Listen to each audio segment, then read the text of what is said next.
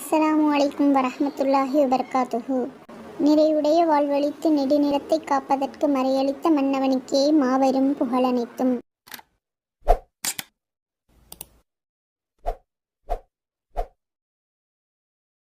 அவுது பில்லாஹி மினஷ் ஷைத்தானிர் ரஜீம். பிஸ்மில்லாஹிர் ரஹ்மானிர் ரஹீம். அல்ஹம்துலில்லா. நாம் இதுவரை பல பயான்கள் பல தலைப்புகளில் பார்த்திருக்கின்றோம். நபிமார்களுடைய பயான்கள் அனைத்தையும் பார்த்தோம். அல்ஹம்துலில்லா. நீங்கள் அனைவரும் பொறுமையாகவும் கவனமாகவும் முழுமையாக கேட்டு லைக் செய்து கமெண்ட் செய்ததற்கு அனைவருக்கும் ஜஸாக்குமுல்லாஹ் ஹைரன் கசீரா.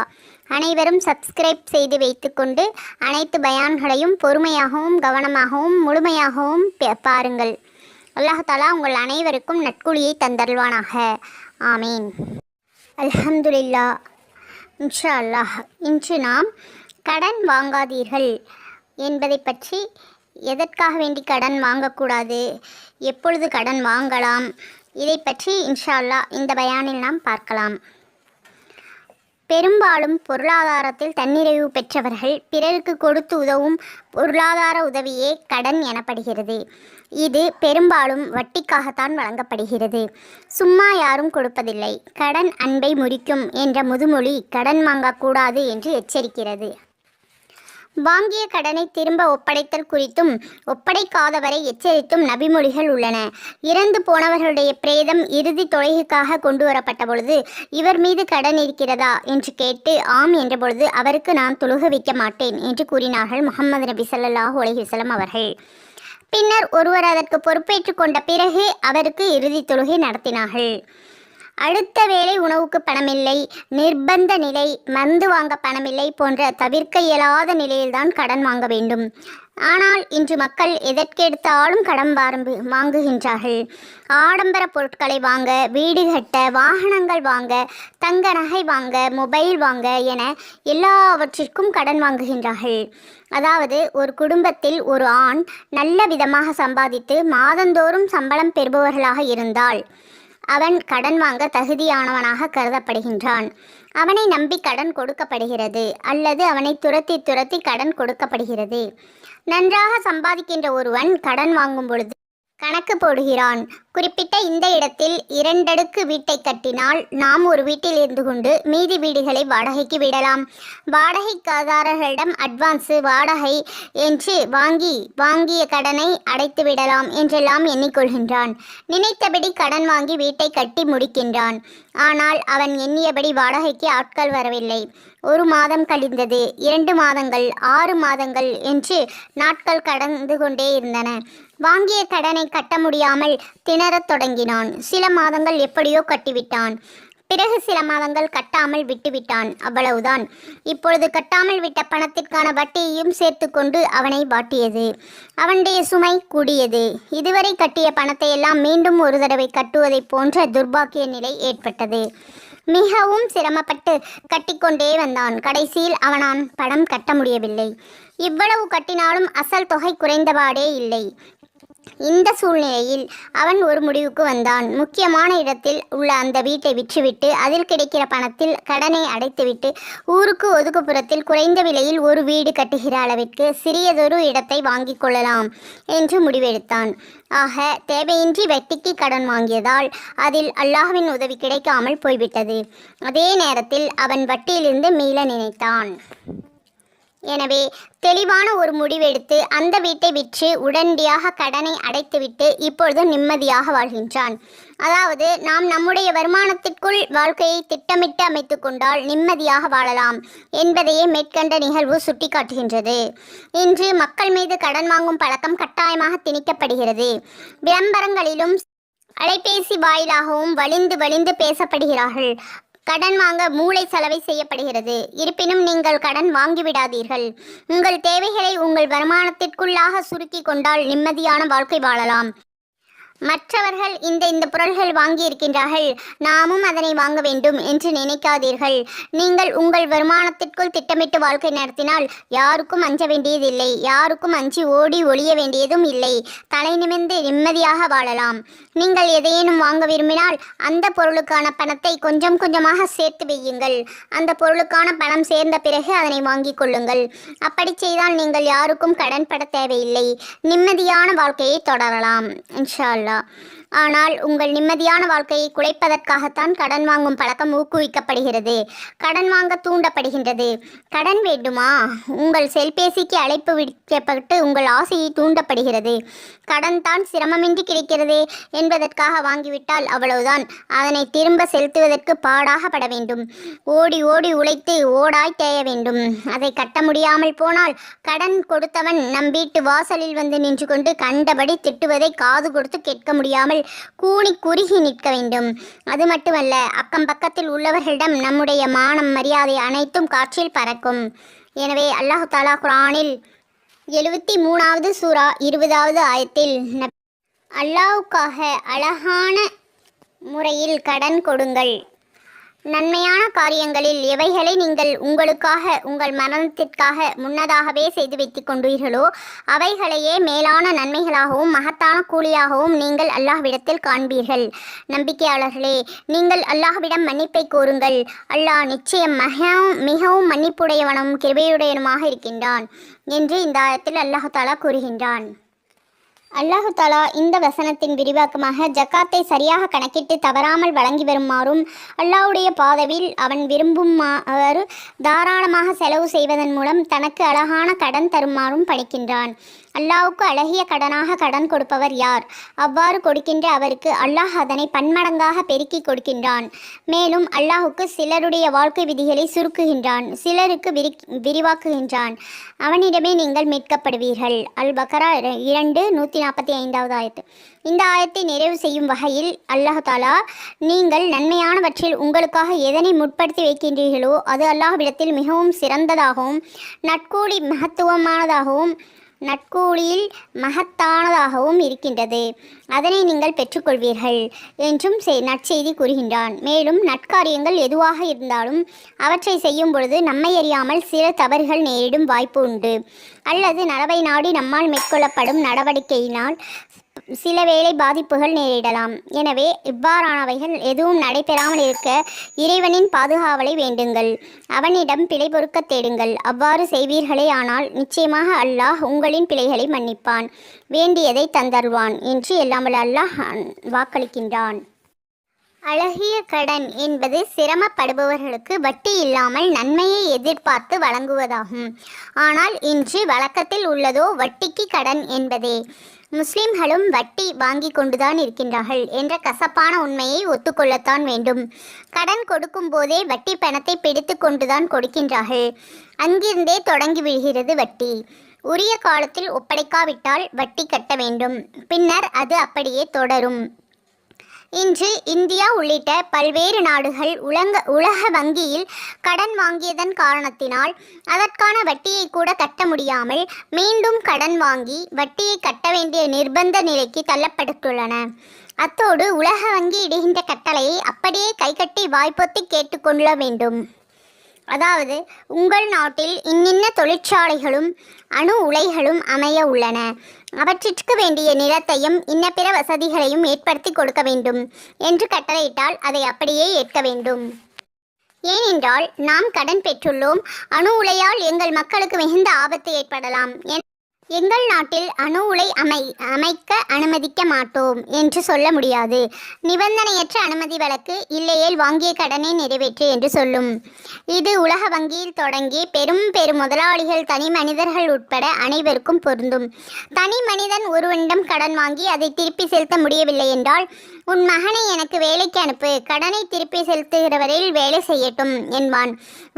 ஏனென்றால் வாங்கிய கடனை திருப்பி செலுத்த இயலாததால் இப்படியெல்லாம் அவமானப்படத்தான் வேண்டும். கடன் கொடுத்தவர்கள் கடனை வசூலிக்கும் பொழுது மேற்கொள்கின்ற கடின போக்காலும் மீண்டும் மீண்டும் வட்டி வளர்வது அடைக்க முடியாமலும் நாள்தோறும் நெஞ்சுருகி போகின்றார்கள். கூனி குறுகி மனமுடைந்து இறுதியில் தன் வாழ்க்கையை தூக்கு கயிற்றுக்கு இரையாக்கி விடுகின்றார்கள். தற்காலத்தில் நாள்தோறும் வட்டியின் கொடுமையால் சிலர் தூக்கு போட்டு தற்கொலை செய்து கொள்கின்ற செய்தியை நாளிதழ்களில் படிக்க முடிகிறது. இந்த துர்பாக்கிய நிலை ஏற்பட்டிருக்கின்றது. கடன் அன்பை முறிக்கும் என்பது மாறி கடன் உயிரே குடிக்கும் என்ற புது மொழி பிறந்துவிட்டது. 25,000 ரூபாய் மாத சம்பளம் பெறுகின்ற ஒருவன் தன் வாழ்க்கையை நிம்மதியாக நடத்தலாம், எந்த சிரமமும் இல்லாமல் நிம்மதியாக வாழலாம். ஆனால் வட்டி தொழில் செய்வோர்கள் அவனை நிம்மதியாகவோ மகிழ்ச்சியாகவோ வாழவிட மாட்டார்கள். எப்படியாவது அவனை கடன் வாங்க வைத்து விடுவார்கள்.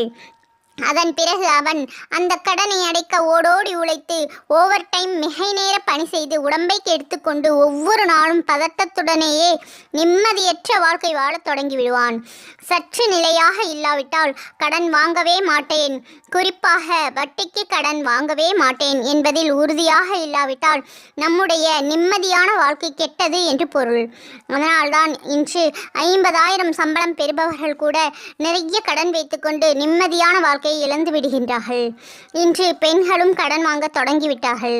ஆம், மகளிர் சுய உதவிக்குழு நடத்துகிற பெண்கள் வங்கியில் கடன் பெறுகின்றார்கள்.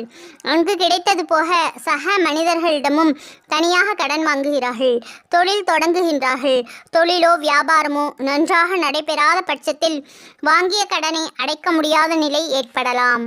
அப்போது அவர்கள் தன் நிம்மதியை இழக்க வேண்டிய நிலை ஏற்படுகிறது. வாங்கிய கடனுக்கு வட்டி கட்ட வேண்டும் என்பதற்காக கூடுதல் நேரம் உழைக்கின்றார்கள்.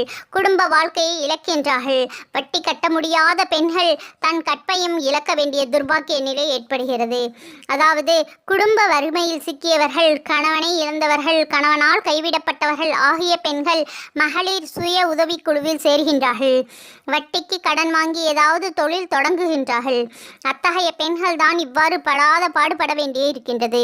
ஒவ்வொரு மாதமும் அவர்களுக்கு வலியும் வேதனையும் மிக்கதாகவே கழிகிறது. இது போன்ற குழுக்களில் முஸ்லிம் பெண்களும் சிக்கிக்கொண்டு தவிக்கின்றார்கள் என்பதை மறுக்க முடியாது. ஆகவே வட்டிக்கு கடன் என்பதை முஸ்லிம் ஆண்களும் பெண்களும் முற்றிலுமாக தவிர்த்து கொள்ள வேண்டும். வீட்டு லோன், கார் லோன், நிலம் வாங்க லோன் என்று பட்டியல் நீண்டு கொண்டே போகிறது. இவை எதிலும் சிக்கிக்கொள்ளாமல் வட்டி என்ற கொடிய பாவத்தில் மூழ்கிவிடாமல் அதன் மூலம் அல்லாஹ்வின் கோப பார்வைக்கு ஆளாகிவிடாமல் ஒவ்வொரு முஸ்லிம் பெண்ணும் ஆணும் தந்தம் ஈமானை இறை நம்பிக்கையை பாதுகாத்துக் கொள்வது நம்மீது கடமையாகும். ஆண்களின் பொருளாதார நிலையை புரிந்து கொண்டு அதற்கேற்ப செலவு செய்து அதிலேயே சிலவற்றை சேமிப்பதும் இறை நம்பிக்கை கொண்ட பெண்களுடைய புத்திசாலித்தனமாகும். கடனில்லாத நிம்மதியான வாழ்க்கையை வாழ பழகி கொள்ள வேண்டும். அத்தகைய நட்பேற்றையும் நிம்மதியான வாழ்க்கையும் அல்லாஹ் நம் அனைவருக்கும் தந்தல்வானாக. ஆமீன். எப்பொழுது மனிதன் தன்னிடம் இருப்பதை கொண்டு பொருந்தி கொள்ளாமல் மேலும் மேலும் உலகப் பொருட்களை அடைய ஆசை கொள்கின்றானோ அந்த சமயம் அவன் பிறரிடம் தன்னுடைய தேவையை முறையிட்டு கடன் பெறக்கூடிய கடனாளியாக ஆகிவிடுகின்றான். கடன் எப்படிப்பட்டதென்றால் அதனை பொருளாகவோ பணத்தையோ பிறரிடமிருந்து வாங்குகையில் வாயெல்லாம் பல்லு என்று சொல்லும் அளவுக்கு மகிழ்ச்சியில் திளைத்திருப்பார்கள். ஆனால் அதே கடனை உரியவர்களிடம் திருப்பி செலுத்துகையில் கண்களெல்லாம் கண்ணீர் என்று சொல்லும் அளவுக்கு உச்சக்கட்ட துன்பத்தில் மூழ்கி இருப்பார்கள். அதாவது வாங்கும் பொழுது மகிழ்ச்சி, திரும்ப கொடுக்கும் பொழுது வருத்தம் என்றாகி விடுகிறது. இந்த நிலைதான் கடன். கடன் வாங்குவதற்கு பல முறை அலைந்து கடனை பெறக்கூடிய கடனாளி பெற்ற கடனை கட்டாமல் கொடுத்து உதவியவர்களை பல முறை அலைய விடுவார்கள். கடன் கொடுத்து உதவியவர்கள் இனிமேல் யாருக்கும் கடன் கொடுக்க கூடாது என்ற நிய்யத்தை உறுதி கொள்ளும் வரை சென்று விடுகிறது. தனக்கு தேவை ஏற்படுகையில் பிறரிடம் கடன் வாங்குவது இஸ்லாமிய மார்க்கத்தில் அனுமதிக்கப்பட்டிருக்கின்றது. ஆனால் அந்த கடன் வட்டியோடு இருக்கக்கூடாது. நாம் வாங்கும் பொருள் அல்லது தொகையை திருப்பி செலுத்துகையில் கூடுதலாக எந்த கட்டணமும் செலுத்தாத நிலை இருக்க வேண்டும். அவ்வாறின்றி இன்று பேங்க் மற்றும் ஃபைனான்ஸ் ஆகியவற்றிலிருந்து ஒரு குறிப்பிட்ட தொகையை பெற்று பிறகு அதைவிட கூடுதலாக பணத்தை கட்டும் வட்டி என்ற முறையில் வரக்கூடிய இப்படிப்பட்ட விஷயங்களை விட்டு தவிர்த்து கொள்வது மிகவும் அவசியமாகும். மேலும் நகையை அடகு வைத்து பணத்தை பெற்று பிறகு நகையை திருப்புகையில் கூடுதலாக பணத்தை கட்டும் வட்டி என்ற முறையில் வரக்கூடிய இப்படிப்பட்ட விஷயங்களை விட்டு தவிர்த்து கொள்ள வேண்டும். நாம் ஒருவரிடம் இருந்து ஒரு குறிப்பிட்ட தொகையை பெற்று பிறகு அந்த தொகையை குறிப்பிட்ட கால தவணைக்குள் செலுத்துவது என்ற முறையிலான வட்டி இல்லாத கடன் மார்க்கத்தில் அனுமதிக்கப்பட்டதாகும். நபிகள் நாயகம் ஸல்லல்லாஹு அலைஹி வஸல்லம் அவர்கள் இத்தகைய வட்டி இல்லாத கடனை பெற்று பிறகு அடைத்திருக்கின்றார்கள். மேலும் கடனிலித்தவர்களுக்காக துஆவும் செய்திருக்கின்றார்கள். ஹசரத் அப்துல்லா இப்னு ரபிஆ அவர்கள் அறிவிக்கின்றார்கள், நபி ஸல்லல்லாஹு அலைஹி வஸல்லம் அவர்கள் என்னிடமிருந்து 40,000 கடனாக வாங்கினார்கள். பிறகு அண்ணல் நபி ஸல்லல்லாஹு அலைஹி வஸல்லம் அவர்களுக்கு பொருள் வந்ததும் கடனை திருப்பிக் கொடுத்து, அல்லாஹ் தஆலா உனது குடும்பத்திலும் பொருளிலும் பரக்கத் செய்வானாக, கடனுக்குரிய பகரம் அதனை திருப்பிக் கொடுப்பதும் கடன் கொடுத்தவர்களை புகழ்ந்து அவர்களுக்கு நன்றி செலுத்துவதும் ஆகும் என்று கூறினார்கள். நூல் நசாயி. மேலும் நபிகள் நாயகம் ஸல்லல்லாஹு அலைஹி வஸல்லம் அவர்கள் ஒரு முறை கடனை திருப்பி செலுத்தும் பொழுது கடன் கொடுத்தவருடைய எந்தவித நிர்பந்தமும் நிபந்தனையும் இன்றி பொருளை விட சற்று உயர்ந்த பொருளை வழங்கியுள்ளார்கள். அதை பற்றிய ஒரு சம்பவத்தை காண்போம். நபி ஸல்லல்லாஹு அலைஹி வஸல்லம் அவர்கள் ஒட்டகம் ஒன்றை கடனாக வாங்கி வந்தார்கள். பிறகு கடனை திருப்பிக் கொடுக்கும் பொழுது அதைவிட அதிக வயதுள்ள ஒட்டகத்தை கொடுத்தார்கள். மேலும் உங்களில் சிறந்தவர்கள் கடனை நிறைவேற்றும் பொழுது அழகிய முறையில் நிறைவேற்றுபவர்கள்தான் என்று கூறினார்கள். அறிவிப்பாளர் அபூ ஹுரைரா ரலியல்லாஹு அன்ஹு, நூல் முஸ்லிம். இதில் கவனிக்க வேண்டியது என்னவென்றால், இது வட்டி அல்ல. ஏனென்றால் கடன் அளித்தவரின் எந்தவித நிர்பந்தமும் நிபந்தனையும் இல்லாமல் கடன் வாங்கிய நபி ஸல்லல்லாஹு அலைஹி வஸல்லம் அவர்கள் வாங்கியதை விட தன் மனதார மகிழ்ச்சியோடு அதிகமாக வழங்கினார்கள். கடனாளியுடைய மனநிலை, கடனை பெறக்கூடிய கடனாளி தன் மீது ஒரு மலையை தூக்கி வைத்ததைப் போல தன் மீதுள்ள கடன் சுமையை பாரமாக எண்ணி அதை அடைக்க அனைத்து ஹலாலான வழிகளிலும் முயற்சி செய்ய வேண்டும். எவ்வாறு கண்ணில் தூசி விழுந்த மனிதன் துடிதுடித்த தூசியை எடுக்க முயல்வானோ, எவ்வாறு பல்லிடுக்கில் ஏதேனும் பொருள் மாட்டிக்கொண்டால் துடிதுடித்து பதறிப்போய் அந்த பொருளை எடுத்து பல்லிலிருந்து எடுக்க முயல்கின்றானோ, அவ்வாறே கடனை பெற்ற கடனாளி தன் மீது உள்ள கடன் சுமையை விட்டு மீள முயற்சி செய்ய வேண்டும். கடனை திருப்பி செலுத்த கொடுக்கப்பட்ட கால அவகாசத்தில் சரியான முறையில் கடனை நிறைவேற்றும் வரை அதை பற்றிய உறுத்தல் உள்ளத்தை உறங்கவிடாமல் செய்ய வேண்டும். அவ்வாறு இருந்தால் அல்லாஹ் தஆலா கடனை அடைக்கக்கூடிய நிலையை ஏற்படுத்தி விடுவான். எவர் மக்களிடமிருந்து கடனாக பணம் வாங்கி அதை திருப்பி கொடுக்க வேண்டும் என்ற எண்ணம் கொண்டிருந்தால் அல்லாஹ் தஆலா அவர் சார்பாக கடனை நிறைவேற்றி விடுவான். மேலும் அவர் மக்களிடமிருந்து கடனாக பணம் வாங்கி அதை திருப்பி கொடுக்க வேண்டும் என்ற எண்ணம் கொள்ளவில்லையோ, அல்லாஹ் தஆலா அவரது செல்வத்தை வீணாக்கி அழித்து விடுவான் என்று நபிகள் நாயகம் ஸல்லல்லாஹு அலைஹி வஸல்லம் அவர்கள் கூறினார்கள். அறிவிப்பாளர் அபூ ஹுரைரா ரலியல்லாஹு அன்ஹு, நூல் புகாரி. அவர் சார்பாக நிறைவேற்றுவான் என்பதன் பொருள், கடனை நிறைவேற்ற அல்லாஹ் தஆலா அவருக்கு உதவி செய்வான், அவரது செல்வத்தை அல்லாஹ் தஆலா அழித்து விடுவான் என்பதன் பொருள், இந்த தீய எண்ணத்தால் அவருக்கு உயிர் அல்லது பொருளில் நஷ்டத்தை ஏற்படுத்துவான் என்பது பொருளாகும். விளக்க நூல் ஃபத்ஹுல் பாரி. கடன் எதற்காக வாங்குகின்றோம் என்பதை முதலில் கவனிக்க வேண்டும். குறிப்பாக மார்க்கத்தில் தடுக்கப்பட்டுள்ள பொருட்களை வாங்க கடன் வாங்கக்கூடாது. மேலும் எந்தவித நிர்பந்தமும் இன்றி ஆடம்பர வாழ்விற்காக வாங்கப்படும் கடனும் சரியானதல்ல. இன்றைய காலத்தில் நிக்காஹ், வலிமா மற்றும் ஏனைய விஷயங்களுக்காக ஊர் மக்கள் தன்னை பெரிதாக எண்ண வேண்டும் என்பதற்காக பெயருக்காகவும் புகழுக்காகவும் தன் சக்திக்கு அப்பாற்பட்டு கடன் வாங்கி பிறகு கடனை கட்ட முடியாமல் விழி பிதுங்கி நிற்கின்றார்கள். இது போன்ற விசேஷங்களில் கலந்து கொள்ளும் மக்கள் ஒரு நேரம் சுவையாக ருசியாக சாப்பிட இவர்கள் பல மாதங்கள் நிம்மதி இழந்து கடனை அடைக்க படாத பாடுபடுகிறார்கள். நம் இஸ்லாமிய மார்க்கம் லேசானது. ஒவ்வொரு மனிதனும் தன்னால் இயன்ற அளவு செலவு செய்தால் போதும். வழியே வந்து சிரமத்தை விலை கொடுத்து வாங்க வேண்டிய அவசியமில்லை. வலிமா, அகீகா போன்ற நிகழ்வுகளுக்கு தன்னால் இயன்ற அளவு செலவு செய்தால் போதும். கடன் வாங்கி தடாபுடல் செய்து விருந்து வைக்க வேண்டும் என்ற அவசியம் இல்லை. கடன் வாங்கி ஹஜ் செய்யுங்கள், ஜகாத் கொடுங்கள் என்று சொல்லவில்லை மார்க்கம். வசதி வாய்ப்புள்ளவர்கள் மீதுதான் ஹஜ் ஜகாத் கடமை. வசதி வாய்ப்பு உள்ளவர்கள், உடல் நலம் உள்ளவர்கள் மீதுதான் ஹஜ் கடமை. அதே போலதான் இதர விஷயங்கள். எனவே ஃபரலான ஜகாத், ஹஜ் போன்ற விஷயங்களை கூட அல்லாஹ் தஆலா கடன் வாங்கி செய்ய வேண்டாம் என்று கூறியிருக்கின்றான். பிறர் தன்னை இழிவாக நினைப்பார்களே என்பதற்காக கடன் வாங்கி மற்ற விசேஷங்களில் செலவழித்து பிறகு கடனை கட்ட வழியில்லாமல் தவிப்பது அறியாமையே. முஹம்மது நபி ஸல்லல்லாஹு அலைஹி வஸல்லம் அவர்கள் கூறினார்கள், கடன் பெற்றவர்களுடன் அல்லாஹ் தஆலா கடனை நிறைவேற்றுவதற்கு உதவியாக இருக்கின்றான். ஆனால் எந்த செயல் அல்லாஹ்வுக்கு வெறுப்பானதோ அதற்காக கடன் வாங்கி இருக்கக்கூடாது என்பது நிபந்தனையாகும். அறிவிப்பாளர் அப்துல்லா இப்னு ஜாபிர் ரலியல்லாஹு அன்ஹு, நூல் இப்னு மாஜா. எனவே கடன் வாங்கும் முன் எதற்காக கடன் வாங்குகின்றோம்? இது என்ன இன்றியமையாத தேவையா? கடனை நம்மால் கட்ட இயலுமா என்பதையெல்லாம் சிந்திப்பது மிகவும் அவசியமானதாகும். மேலும் மார்க்கத்தில் தடை செய்யப்பட்டுள்ள வட்டியின் வாசமின்றி அந்த கடன் இருக்க வேண்டும். கடனை நிறைவேற்றுவதற்கு அல்லாஹ் தஆலா உறுதியாக தடுத்த பெரும் பாவங்களான சிர்கு, விபச்சாரம் போன்ற பாவங்களுக்கு பிறகு மிகப்பெரிய பாவம் ஒரு மனிதருக்கு கடன் இருந்து அதை நிறைவேற்ற எந்த ஏற்பாடும் செய்யாத நிலையில் மரணித்து விடுவதாகும் என்று நபிகள் நாயகம் ஸல்லல்லாஹு அலைஹி வஸல்லம் அவர்கள் கூறினார்கள். அறிவிப்பாளர் அபு மூசா அஷ்அரி ரலியல்லாஹு அன்ஹு, நூல் அபு தாவூத். கடனை நிறைவேற்ற முயற்சி செய்யாத நிலையில் நாம் மரணித்து விடுதல் பெரும் பாவம் என்பதாக மார்க்கம் சொல்கின்றது. மேலும் கடன் வாங்கி அனுபவித்துவிட்டு நம் வாரிசுகளான மகன் மகள்களை அந்த சுமையில் சிக்க வைத்துவிட்டு நாம் மரணிப்பது நல்லதல்ல. முஃமினுடைய உயிர் அவரது கடன் நிறைவேற்றப்படும் வரை அவரது கடனின் காரணமாக நல்லவர்களுக்கு வாக்களிக்கப்பட்ட சுகபோகமான அருள் நிறைந்த மாளிகையை அடைய முடியாமல் தொங்கிக் கொண்டிருக்கும் என்று நபிகள் நாயகம் ஸல்லல்லாஹு அலைஹி வஸல்லம் அவர்கள் கூறினார்கள். அறிவிப்பாளர் அபூ ஹுரைரா ரலியல்லாஹு அன்ஹு, நூல் திர்மிதி. கடனாளியாக மரணித்து வாரிசுகளை கடன் சுமையில் மூழ்க வைத்து தானும் சுகபோகமான நிலையை அடைய இயலாமல் கஷ்டத்தில் இருக்க காரணமாகிறது நிறைவேற்றப்படாத கடன் என்று நபி ஸல்லல்லாஹு அலைஹி வஸல்லம் அவர்கள் கூறினார்கள். ஷஹீதின் உயிர் தியாகியின் அனைத்து பாவங்களும் மன்னிக்கப்பட்டு விடுகின்றன, ஆனால் கடனை தவிர. அறிவிப்பாளர் அப்துல்லா இப்னு அம்ரு இப்னுல் ஆஸ் ரலியல்லாஹு அன்ஹு.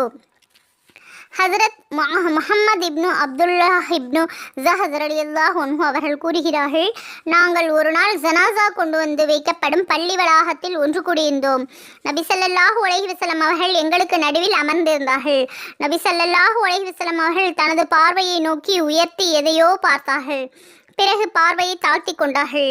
ஒருவித கவலையோடு தனது கரத்தை தனது புனிதமான நெற்றியின் மீது வைத்துக்கொண்டு சுப்ஹானல்லாஹ் சுப்ஹானல்லாஹ், எவ்வளவு கடுமையான எச்சரிக்கை இறங்கியுள்ளது என்று கூறினார்கள். பிறகு நான் நபி ஸல்லல்லாஹு அலைஹி வஸல்லம் அவர்களிடம் கடுமையான எச்சரிக்கை என்ன இறங்கியுள்ளது என்று கேட்டேன். கடுமையான எச்சரிக்கை கடன் சம்பந்தமாக இறங்கியுள்ளது.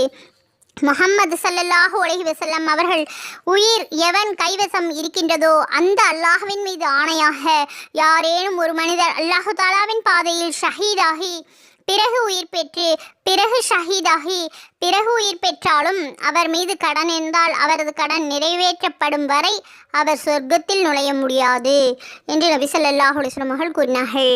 நூல் முஸ்னத் அஹ்மத்.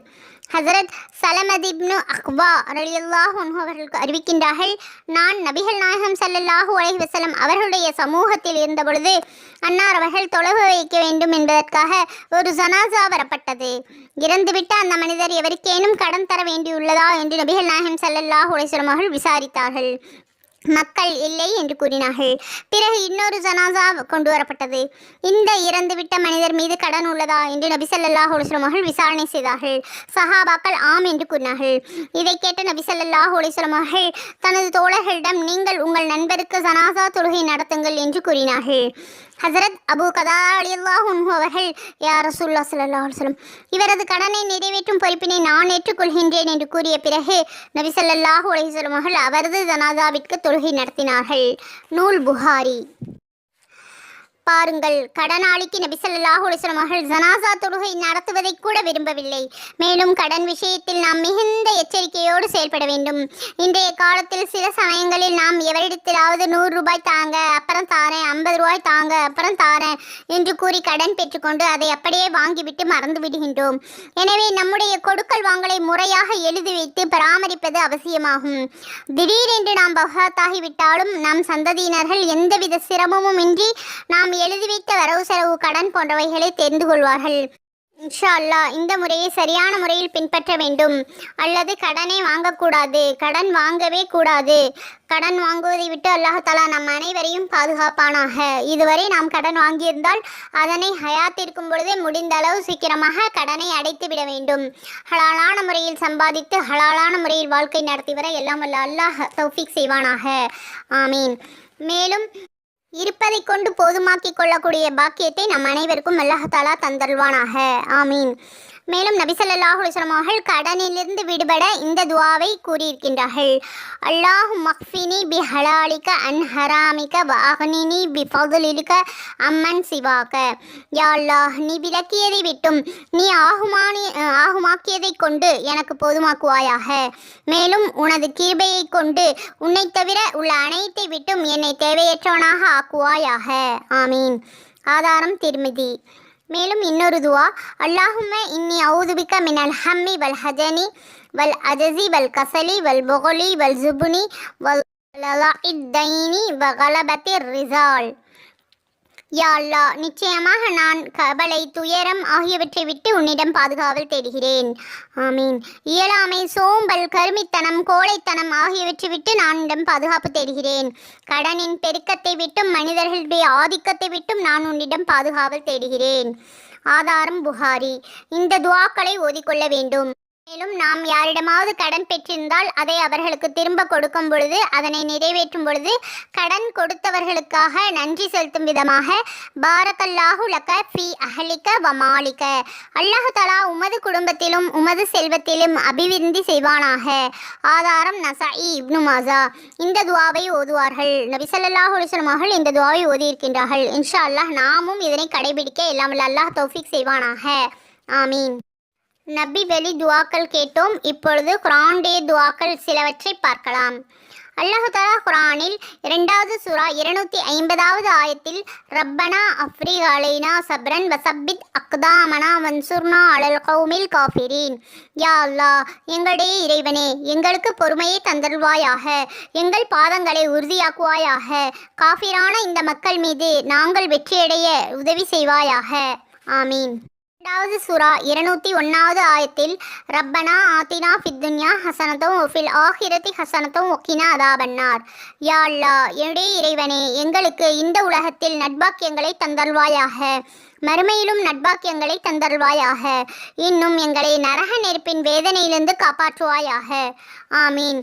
இந்த துஆவையும் அதிகமாக ஓதி வர வேண்டும். இன்ஷா அல்லாஹ் தினமும் அதிகமாக ஓதி வருவதால் அல்லாஹ் தஆலா நம்முடைய தேவைகளை நிறைவேற்றுவான்.